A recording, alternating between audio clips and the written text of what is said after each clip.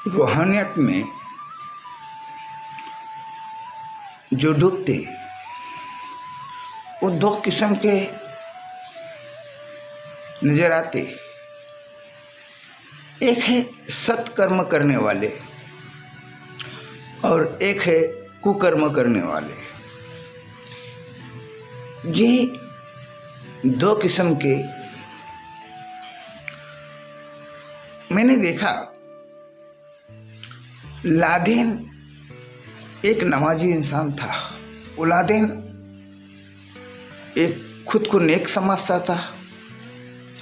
वो रूहानियत में उतरा हुआ था, मगर भीतर की तरफ दूसरों के प्रति, अपनों के प्रति प्रेम और दूसरों के प्रति नफरत से भरा हुआ था। वो रूहानियत में उतरा हुआ था। लादेन के कहने से कई युवक अपनी जान अपनी हथेली पे लेकर खड़े हो जाते थे। लादेन जो कहता था वो जवान लड़के सुनते थे। इतनी उसके भीतर रूहानियत की ताकत थी। मगर उस लादेन ने, हम देखे कि अमेरिका की इतनी बड़ी बिल्डिंग उसने विमान से टकरा के पूरी बिल्डिंग गिरा दिया। कई उसने लोगों को नुकसान पहुंचाया, कई चोट पहुंचाया। इतनी ताकत लादेन के भीतर जो आई, एक रूहानियत वाला था।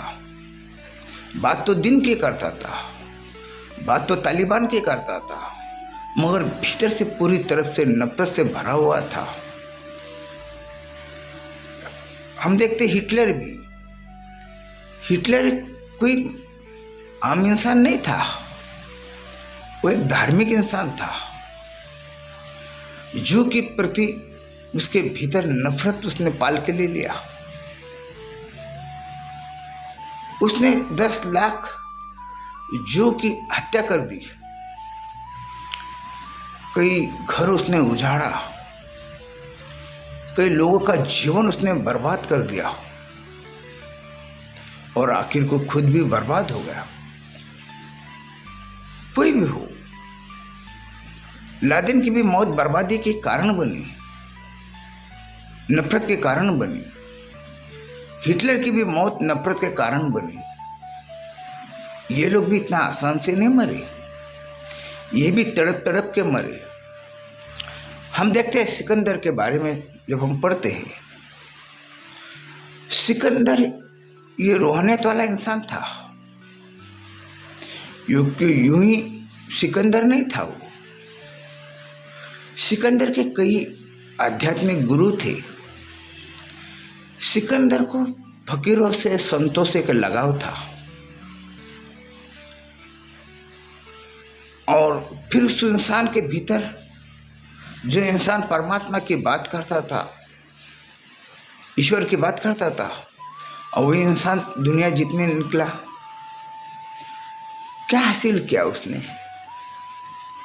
नफरत से उसको पता चला कि उसने कुछ हासिल नहीं किया। रूहानियत में जो उतरते वो दो किस्म के लोग हैं। एक तो इंसान नफरत से भरा हुआ रहता और एक इंसान वो सत्य कर्म से भरा हुआ रहता। ये दो इंसान है जो रूहानियत में हमको नजर आते।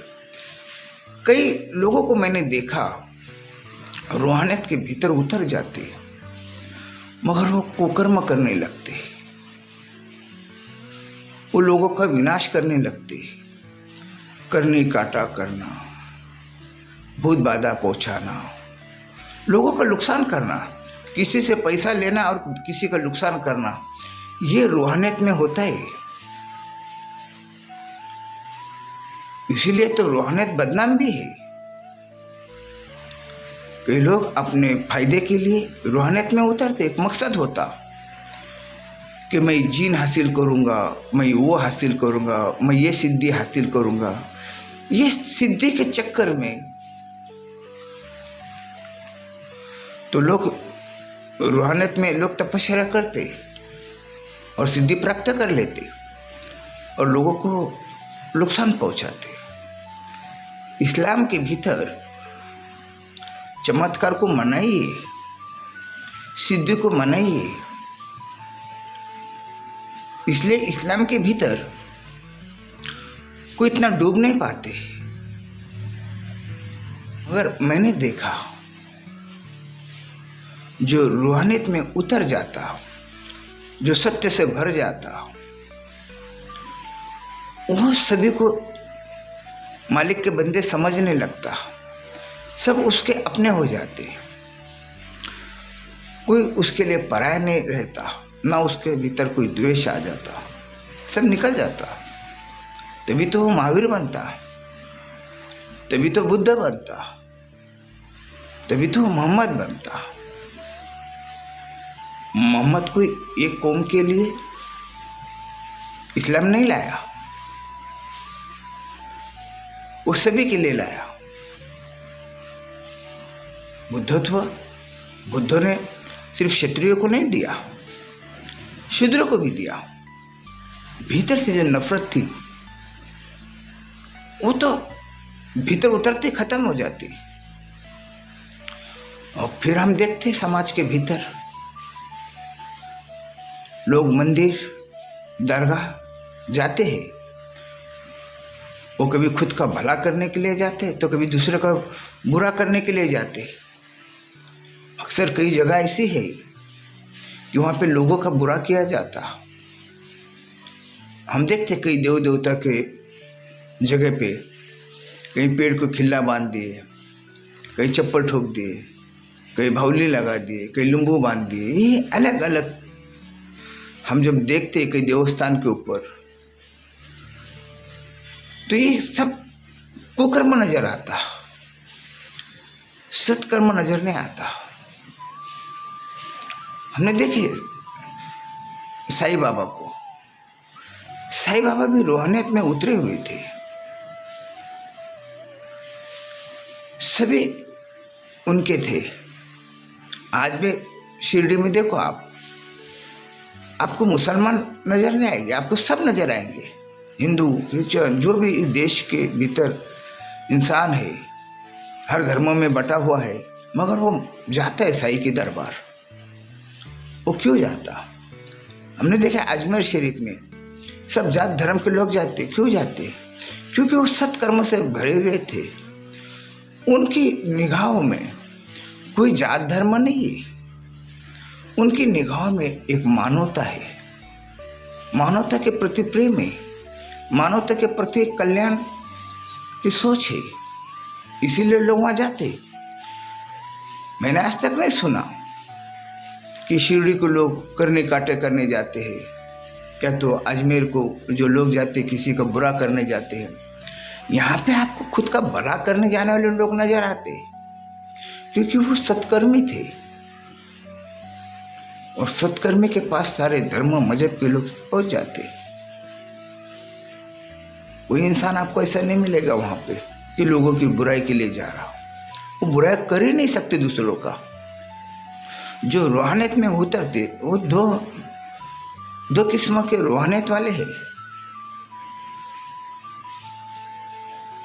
एक तो सत्कर्म या कुकर्म, ये दो नजर आते। मगर मैंने ये भी देखा जो सत्कर्मी होते हैं उनको जमाने का दुख दर्द तकलीफ ये सब पल पल बर्दाश्त करना पड़ता। और जो सत्कर्म करता उनके पीछे कई बुरे कर्म के आत्माएं, बुरे कर्म के लोग इनके पीछे पड़ जाते हैं। आप देखो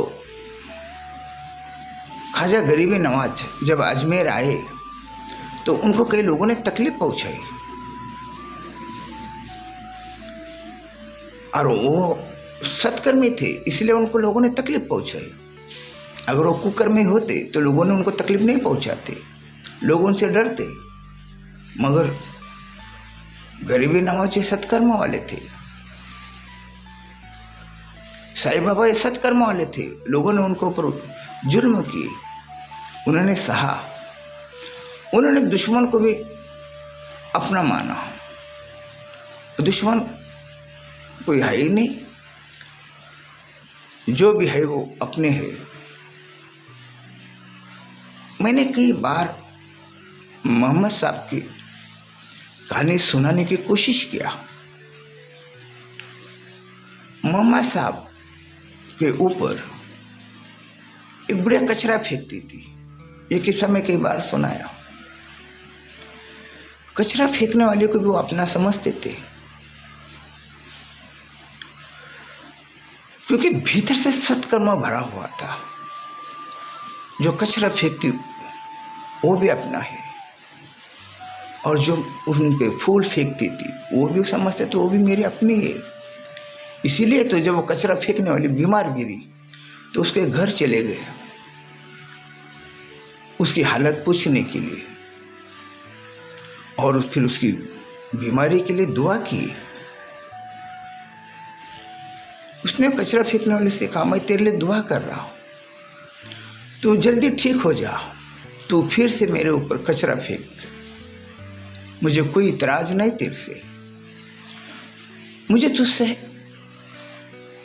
एक ईश्वरी प्यार हुआ है।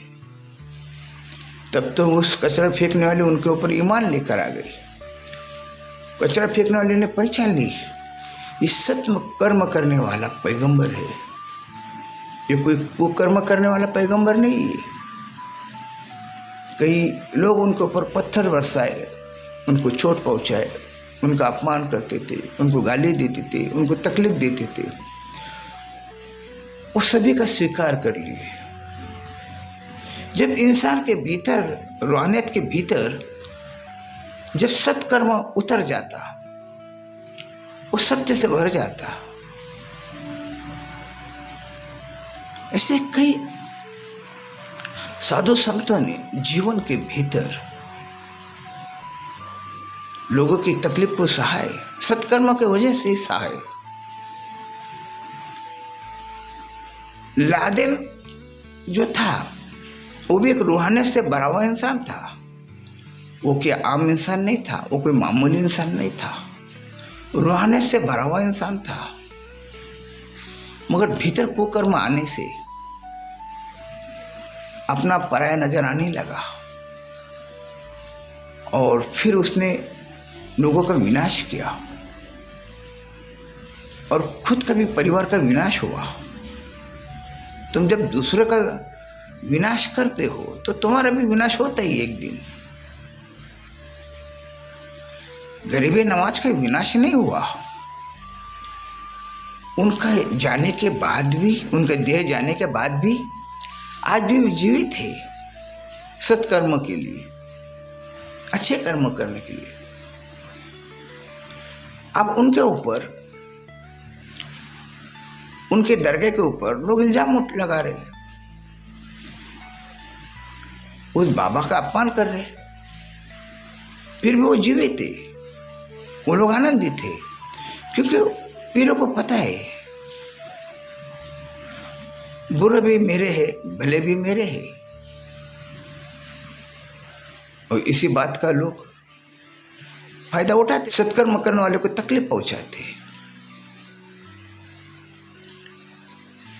इस तरह से रूहानियत में उतरने वाले मैंने देखा है,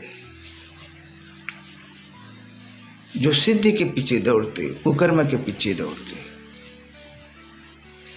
और सिद्धि जब प्राप्त होती है, ये मानव कल्याण के लिए प्राप्त किया जाता। मैं किसी का दुख है, दर्द है, कोई बीमार है जो हॉस्पिटल में जाने से ठीक नहीं हो रहा, जो इंसान मेहनत करके भी उसकी कामयाबी नहीं आ रही उसके पास, ऐसे लोगों के लिए वो सिद्धि का इस्तेमाल करते, सत्कर्मी उनको दुआ देते, उनकी दुआ में असर है। वो सिर्फ लोगों के लिए, भलाई के लिए दुआ देते। और कुकर्मों वाला जो,